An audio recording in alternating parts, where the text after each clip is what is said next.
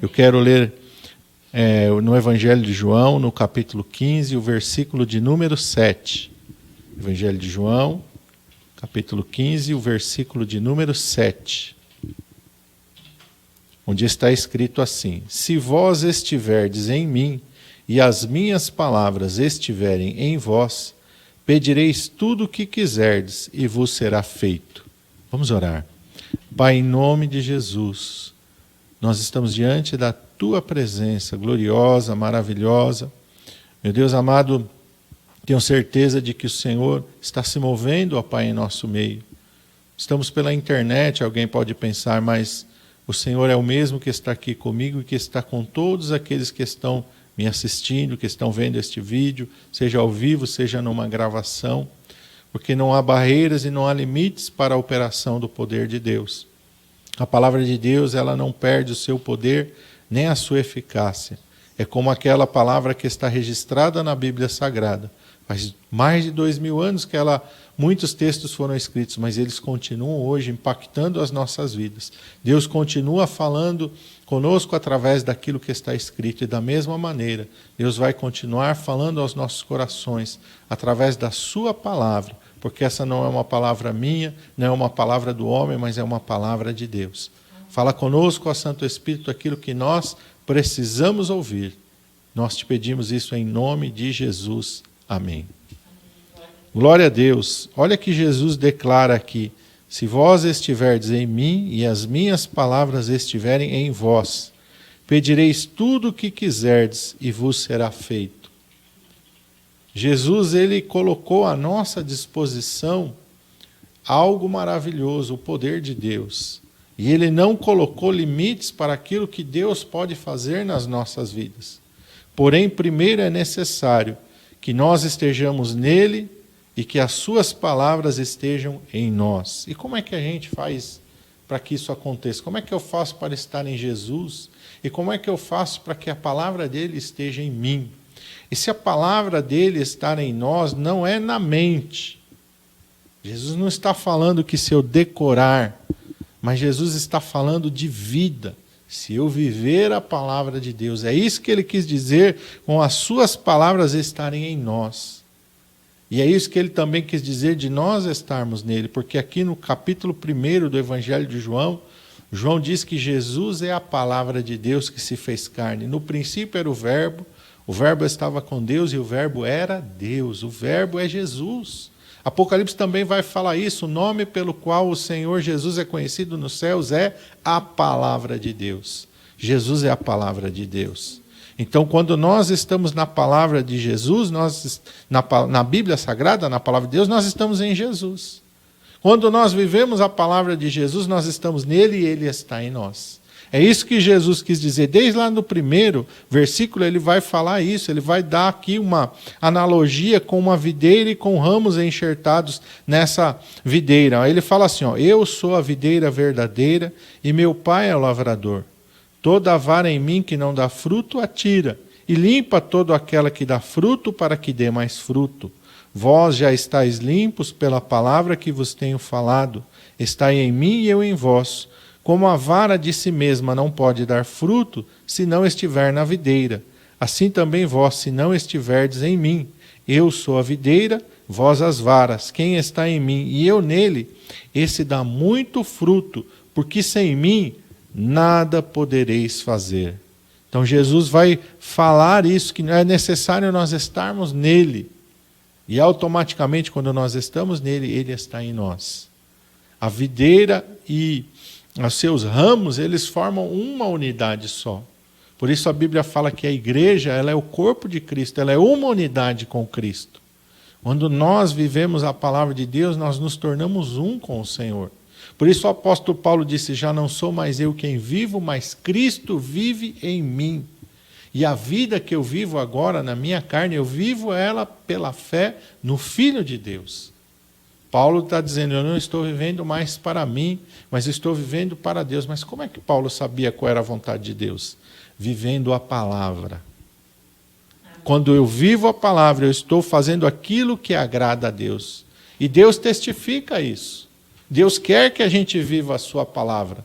Lá em Gênesis capítulo 18, versículo 19, eu quero ir com você para lá e ler aquilo que Deus fala a respeito de Abraão, o nosso patriarca da fé, o pai da fé. A Bíblia chama ele de Abraão de o pai da fé. Lá no capítulo 18, no versículo 19, olha o que Deus fala a respeito de Abraão. Porque eu o tenho conhecido, que ele há de ordenar a seus filhos e a sua casa depois dele, que guardem o caminho do Senhor, para agirem com justiça e juízo, para que o Senhor faça vir sobre Abraão o que acerca dele tem falado. Deus está dizendo, olha, eu tenho olhado para a vida de Abraão e eu tenho enxergado uma fidelidade em andar nos princípios que eu dei para ele. Deus estabeleceu uma aliança com Abraão, Deus estava ali comprometido com Abraão, mas Abraão também estava comprometido com Deus. A aliança, ela tem dois lados, ela é formada por duas partes, e as duas partes têm que estar comprometidas entre si. Não basta apenas uma parte fazer cumprir com as suas obrigações, a outra também tem que cumprir. E é isso que Deus está falando aqui acerca de Abraão. Olha, eu tenho conhecido ele, eu sei que ele vai cumprir, ele vai fazer tudo aquilo que eu lhe ordenei. E quando nós fazemos isto, nós estamos vivendo a palavra de Deus. Como é que eu sei o que Deus pensa, o que Deus gosta e o que Deus não gosta? Através da sua palavra.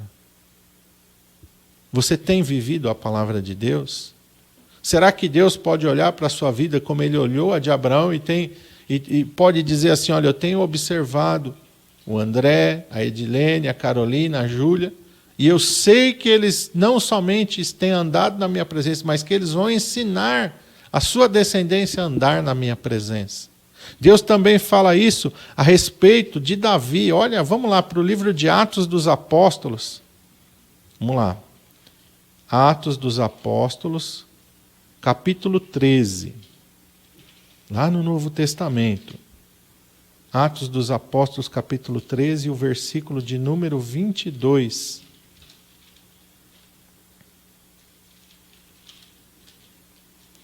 Paulo vai dar esse testemunho acerca da vida de Davi. Está falando de Saul, né? E quando este que foi retirado é Saul. Quando este foi retirado, lhes levantou como rei a Davi, ao qual também deu testemunho e diz, quem deu testemunho de Davi? Deus, o próprio Deus deu testemunho de Davi. E o que Deus disse de Davi? Achei a Davi, filho de Jessé, varão conforme o meu coração, que executará toda a minha vontade.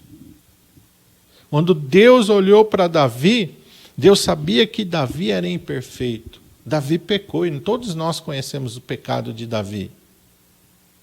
Mas o que Deus está falando é que Davi não iria permanecer no erro. Assim como eu e você não devemos permanecer no erro. Nós somos falhos, somos pecadores.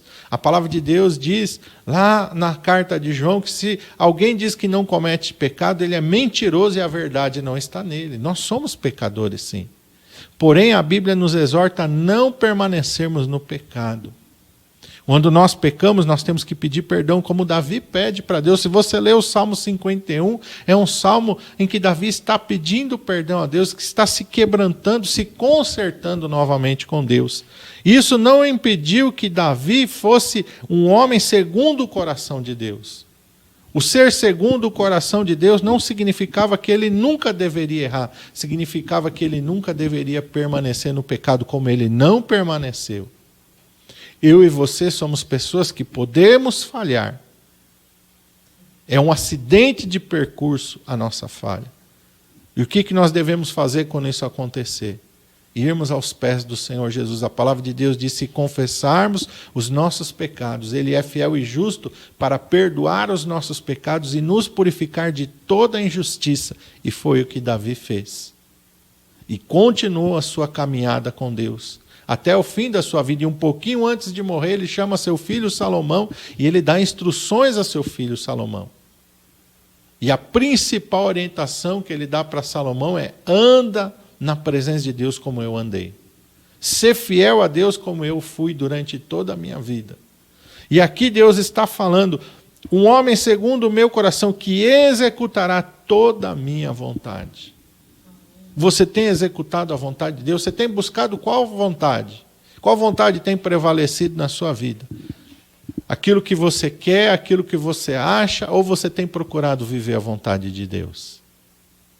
Muitas vezes nós queremos os benefícios da aliança com Deus, mas nós não cumprimos a nossa parte. E não é assim que funciona. Nós temos que cumprir com a nossa parte. E qual é a nossa parte? Obedecer a palavra de Deus, viver a palavra de Deus, nos sujeitarmos à palavra de Deus.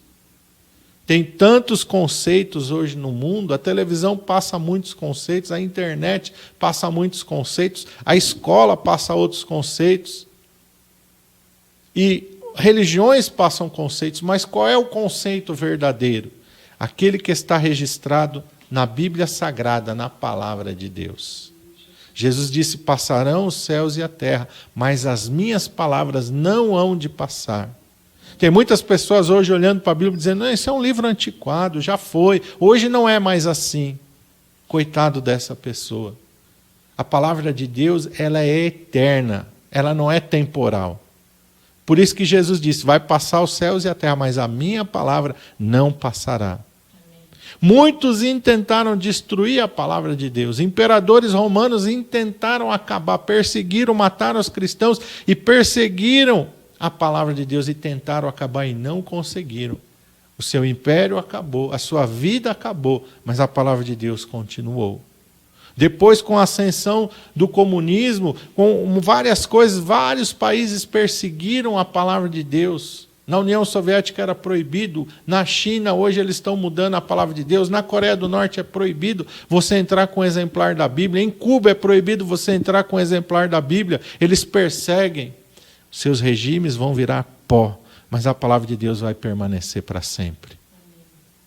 Amém? E esta palavra, a qual, ela entrando no nosso ser, ela nos muda, ela nos transforma completamente. A palavra nos limpa, a palavra nos purifica. Por isso, vamos voltar lá para São João 15.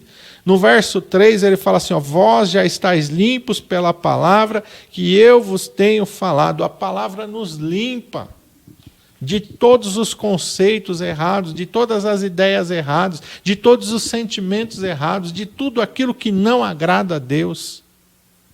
Sabe como é que ela faz isso? Lá no Salmo 119, no versículo 9, o salmista diz assim, como purificará o mancebo o seu caminho, observando-o conforme a sua palavra.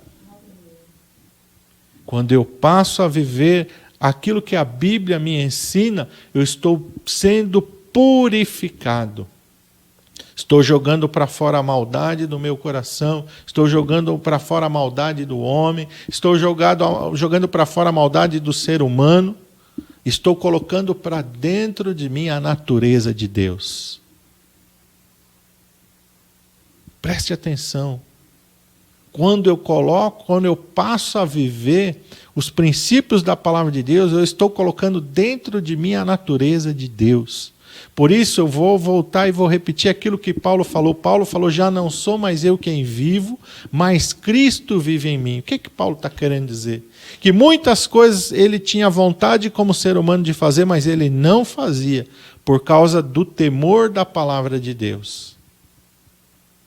Lembra que ele era um perseguidor da igreja, ele arrastava as pessoas, ele espancava aqueles que criam no Evangelho de Jesus Cristo, mas quando ele se encontra com Deus e ele decide entregar a sua vida ao Senhor Jesus Cristo, ele passa a pregar o Evangelho. E aí o que acontece? Ele passa a ser torturado, ele é apedrejado, ele é açoitado, ele é preso, mas nunca mais você vai ver Paulo agredindo nenhuma pessoa. Nunca mais Paulo levanta a sua mão para ferir ninguém. Pelo contrário, ele se torna vítima da violência, mas ele não faz mais violência para ninguém. É isso que ele está dizendo. A Bíblia diz de Jesus Cristo, como ovelha muda perante os seus tosqueadores, ele não abriu a sua boca. Nós não vemos Jesus agredindo ninguém. Nós não vemos o Senhor Jesus Cristo se vingando de ninguém. Pelo contrário, Ele olha para aqueles que o pregaram na cruz, Ele olha para os fariseus que estão ali, né, com raiva, ali mesmo Ele morrendo, Ele diz: Pai, perdoa-os, porque eles não sabem o que fazem.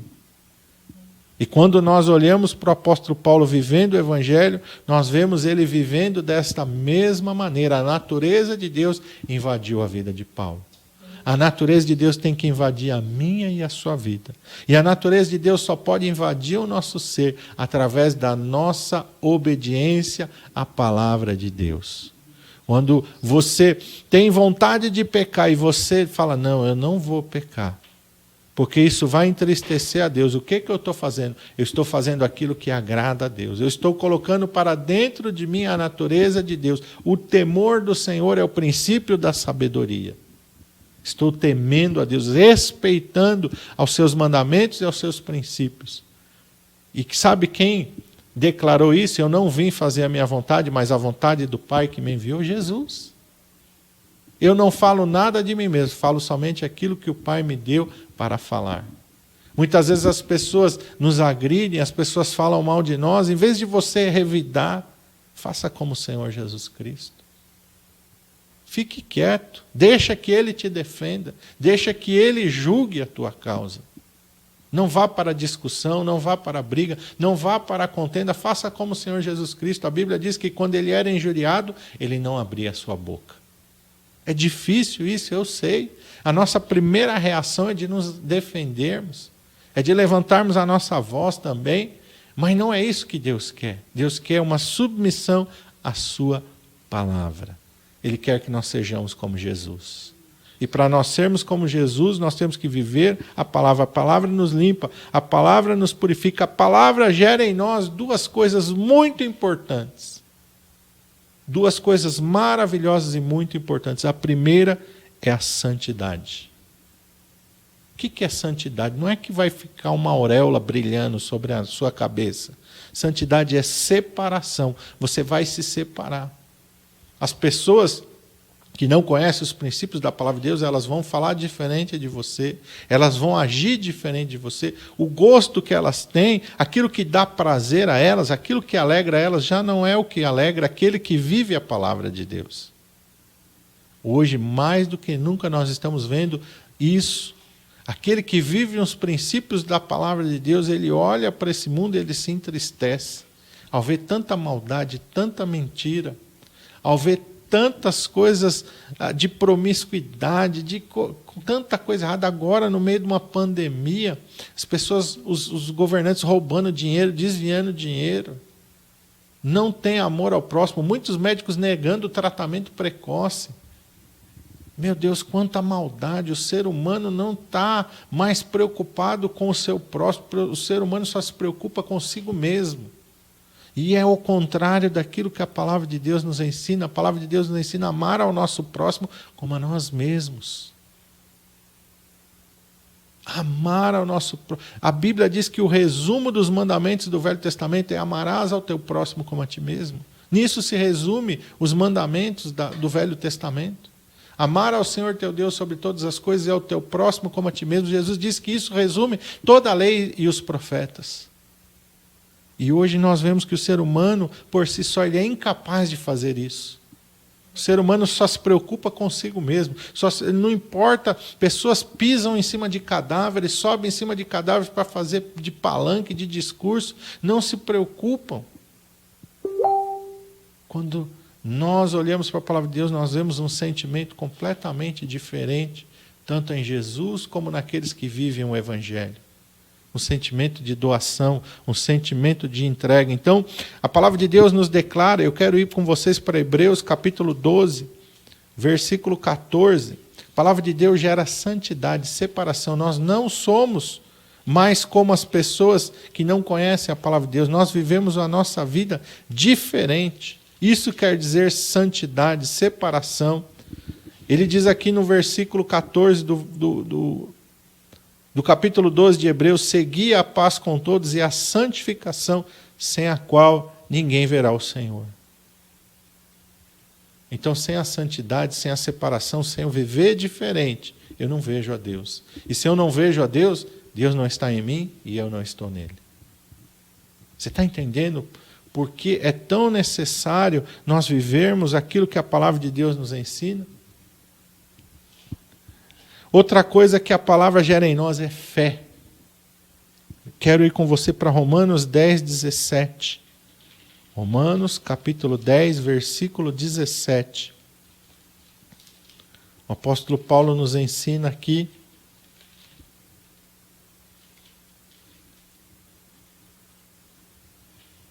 de sorte que a fé é pelo ouvir, e o ouvir pela palavra de Deus. Presta atenção, nós temos um conceito de fé muito errado. Nós confundimos fé com pensamento positivo, nós confundimos fé com esperança. Fé não é nada disso. Fé vem por ouvir, e o ouvir pela palavra de Deus. E nós sabemos o que é a fé. Hebreus 11, 1 diz que a fé é a certeza das coisas que eu espero e a prova daquilo que eu não vejo. Fé é uma confiança plena na palavra de Deus. Plena e total na palavra de Deus. Que é um exemplo disso, quando Jesus estava ainda com seus discípulos, em determinado momento, ele mandou que eles atravessassem o mar da Galileia, enquanto ele despedia a multidão. Terminando de despedir a multidão, a Bíblia diz que ele subiu ao monte para orar. Enquanto isso, os discípulos estavam no meio do mar da Galileia e se levantou uma grande tempestade. Jesus olhou, viu que eles estavam em dificuldade e veio andando por sobre as ondas. Quando eles viram a Jesus, a princípio eles ficaram com medo e gritaram. Jesus disse, não tenham medo, sou eu. Quando ele disse, sou eu, Pedro disse assim, se és tu mesmo, manda-me ir ter contigo por sobre as águas. E Jesus diz, vem. E a Bíblia diz que Pedro desceu do barco e andou por sobre as águas. E isto é fé. Pedro andou sobre as águas pela fé na palavra de Jesus. É comum uma pessoa andar sobre a água? É natural andar sobre as águas? Não. Pedro sabia disso, porque ele era pescador. Ele sabia exatamente do perigo de se pular do barco lá no meio do mar da Galileia, no meio de uma tempestade. Mas ele fez pela fé. A prova daquilo que eu não vejo, a certeza daquilo que eu espero. Pedro desceu porque ele confiou na palavra de Jesus, vem, e ele andou por sobre as águas. A mesma coisa acontece comigo e com você hoje. Quando nós decidimos praticar a palavra de Deus, o poder de Deus entra em ação a nosso favor, para fazer com que a palavra de Deus se torne realidade na nossa vida. Fé. E Hebreus 11, 6 diz que sem fé é impossível agradar a Deus. Não tem como eu construir um relacionamento com Deus sem fé. Fé não é você ficar pensando, não, Deus é comigo, Deus é comigo. Não. Fé é quando você lê a palavra de Deus e você vê que Jesus fala assim, aquele que vem a mim, de maneira nenhuma eu lanço fora. Aí você, Jesus está comigo, eu nunca estou só. Porque Jesus falou que aquele que vai a ele nunca lança fora. Então, eu fui até Jesus e Jesus está comigo. Jesus declarou também, eis que estou convosco todos os dias até a consumação dos séculos. Outra palavra que nos dá segurança de que nós nunca estamos sozinhos, de que Jesus sempre está conosco. E isso é fé, não é você ficar pensando uma coisa sem fundamento. É você olhar para a palavra de Deus e acreditar que aquilo que está escrito é a verdade. Outro exemplo, nós estamos agora vivendo um período de dificuldade por causa da pandemia. Muitas empresas aí foram impedidas de trabalhar. A gente fica assim, aí eu olho para a palavra de Deus. O que a palavra de Deus diz para mim sobre isso? A palavra de Deus diz que o Senhor é o meu pastor e nada me faltará. Ele vai me guiar a verdes pastos, Ele vai me conduzir a águas tranquilas. Ele refrigera a minha alma. Está aí todo mundo com medo, há um caos, as pessoas estão aflitas, angustiadas, algumas deprimidas, mas eu descanso no Senhor, porque Ele é o meu pastor. Desculpa, Ele é o meu pastor e nada me faltará. Isso é fé. Quando eu confio na palavra de Deus e quando eu descanso sobre a palavra de Deus. E por que a fé é importante? Porque lá em Tiago 1, vamos lá para Tiago, um pouquinho mais para frente, está em Hebreus, vai um pouquinho, logo depois de Hebreus é a carta do apóstolo Tiago. Capítulo 1.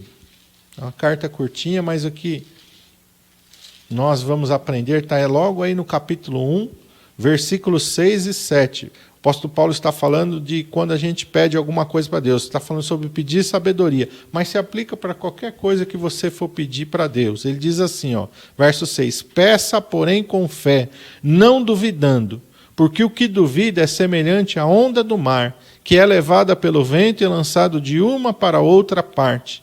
Não pense tal homem que receberá do Senhor alguma coisa. Tudo que você pedir para Deus, peça com fé. E como é que você faz para pedir com fé? O que você pedir para Deus tem que estar apoiado na palavra de Deus. Não é a coisa que você vai inventar da sua cabeça. É aquilo que está fundamentado na palavra de Deus. Quando está fundamentado na palavra de Deus, eu tenho fé. Amém? É isso que ele está falando. Não duvide. O que duvida é semelhante à onda do mar. Ele, uma hora ele acredita, outra hora ele não acredita, uma hora ele acredita. Não, isso não é fé. Quando a gente está assim, ele logo fala, não pense o tal homem que receberá do Senhor alguma coisa. É inconstante. Nós não podemos ser inconstantes. A fé ela é constante. A fé é constante. A fé é firmeza. Ela dá segurança. É certeza. É prova. É convicção. É muito mais do que uma convicção. A fé é uma certeza absoluta. Eu quero ir para Marcos capítulo 11, onde Jesus nos ensina também sobre a oração, sobre como orar com fé. Mateus, Marcos, capítulo de número 11. E o versículo de número 24. Olha o que Jesus nos ensina aqui. Ele diz, por isso vos digo que tudo o que pedirdes orando, crede que o recebereis e tê-lo-eis. Amém? Jesus está ensinando que a oração não é qualquer coisa. A oração é uma coisa séria. Deus leva a oração a sério e nós temos que levar a oração a sério. A oração tem que ser com fé. O que é uma oração com fé? É uma oração com convicção. Quando Pedro e João estão entrando no templo e o paralítico vem e pede para eles uma moeda, e eles não têm uma moeda para dar, eles pegam na mão daquele paralítico e dizem, nós não temos prata e não temos ouro, mas aquilo que nós temos, nós te damos. Em nome de Jesus Cristo Nazareno, levanta e anda. Uma palavra com fé. Isso é fé. Eles não disseram, olha, nós não temos prata, nós não temos ouro, mas seja o que Deus quiser. Eles não falaram isso. Olha, pode ser que Deus venha te curar. Não. Sabe por quê? Porque quando você diz, olha, seja o que Deus quiser, não tem fé. Você não sabe o que vai acontecer. É igual você jogar na loteria. Você está jogando na loteria. Pode ser que aconteça alguma coisa, pode ser que não. Né? Olha, pode ser que Deus te cure. Pode ser que Deus te cure, também não tem fé nessa afirmação. Porque você não tem certeza. Quer dizer, se Deus curar, amém, glória a Deus. Se Deus não curar, amém. Eu não me comprometi com aquilo que eu falei. Muitas pessoas oram assim, com medo. Não tem medo de fazer uma oração com fé, porque e se não acontecer? E quando a dúvida entrou, a fé já foi embora faz tempo. Porque onde a dúvida está, a fé a fé e a dúvida não permanecem junto dentro de você. Por isso que você não pode ter dúvida. A fé é antagônica da dúvida. Em nome de Jesus Cristo Nazareno, levanta e anda, e o homem pulou. Pedro vem, e Pedro foi. Pulou do barco e foi em encontro de Jesus. Isso é fé. Quando Davi foi enfrentar Golias, quando ele foi enfrentar Golias, os seus irmãos desacreditaram ele. O próprio rei Saul desacreditou ele. Oh, desiste disso, esquece. Você não pode ir. Ele falou, eu vou. Ninguém fez Davi voltar atrás. Nem os seus irmãos, nem o rei Saul, nem o tamanho do gigante, nem a sua falta de habilidade em andar com uma armadura, nem o fato dele não ter uma espada. Ele não confiou em nada a não ser no poder de Deus. Isso é fé. É assim que nós vencemos. Pela fé. Por isso eu quero voltar com você lá para São João 15. Vamos voltar para São João 15 para nós encerrarmos. Verso 7. Se você estiver em Jesus, e se a palavra de Jesus estiver em você, você vai pedir tudo o que você quiser e vai te ser feito. Tudo o que você quiser, aí você já entendeu, se você está firmado na palavra, você não vai pedir mal para gastar nos teus deleites. A tua oração vai ser uma oração com fé, ela tem que ser fundamentada aonde? Na palavra de Deus. Tem que ser fundamentado na palavra de Deus. E o que você vai pedir? Qual é a tua necessidade?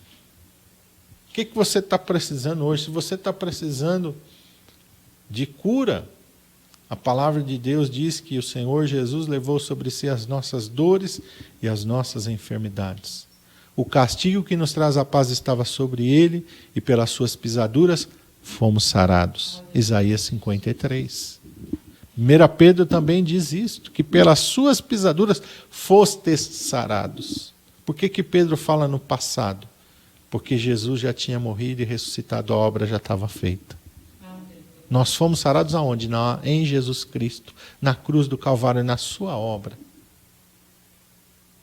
Glória a Deus. E o que eu faço hoje? Eu tenho que tomar posse da palavra de Deus. Pastor, o que o senhor está falando? Eu estou falando daquilo que eu tenho vivido. Daquilo que o Senhor Jesus fez na minha vida. Daquilo que o Senhor Jesus Cristo fez na vida da minha filha, na vida da minha esposa. E na vida de várias pessoas pelas quais eu tenho orado. E eu tenho ensinado isso. Creia na palavra de Deus. Você não tem que depositar sua fé no homem, num pastor, numa igreja, numa denominação. Você tem que depositar sua fé na palavra de Deus. Os homens falham. As denominações falham, mas a palavra de Deus, ela não falha. Essa é verdadeira. Nessa você pode depositar toda a sua fé. A minha filha foi curada de leucemia. O Senhor me curou de um problema na coluna. O Senhor me curou demais. O Senhor me curou de hepatite. O Senhor Jesus já me curou de um problema, de uma obstrução no meu intestino. O Senhor já me curou de pedra no rim, já expeli pedra pela urina. O Senhor já curou a minha esposa de câncer. O Senhor Jesus Cristo é o mesmo ontem, hoje e será para sempre. Creia em Jesus. Não deposite sua fé em mim, porque você vai errar. Deposite sua fé em Jesus. Ele não falha. Deposite a sua fé na palavra de Deus. Essa não falha.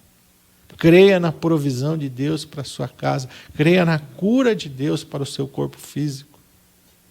Ou se de repente algum parente seu, faça como o centurião que foi atrás de Jesus pedindo a cura do seu servo. Faça como a mulher cirofenícia que foi pedindo a cura da sua filha. Isso é lícito.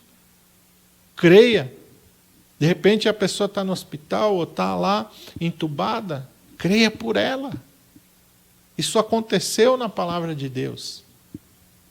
Creia, manifeste o poder de Deus sobre a sua casa, sobre a sua vida, sobre a sua família, crendo na palavra de Deus. Eu quero orar com você agora. Agora é hora de você colocar em prática aquilo que você aprendeu. Coloque sua fé na palavra de Deus. Coloque a sua fé na pessoa do Senhor Jesus Cristo. Ele é digno de confiança. Ele não falha. Ele é fiel. Amém? Pai, em nome de Jesus, nós estamos diante da Tua presença neste momento. E eu me uno na fé com esse meu irmão e com essa minha irmã que está orando agora, Pai. Está colocando a sua fé no Senhor Jesus. Eles não estão colocando a sua fé em mim, nem na minha palavra. Eles estão colocando a sua fé no Senhor Jesus e na Tua palavra, Pai. A Tua palavra é a verdade, Pai.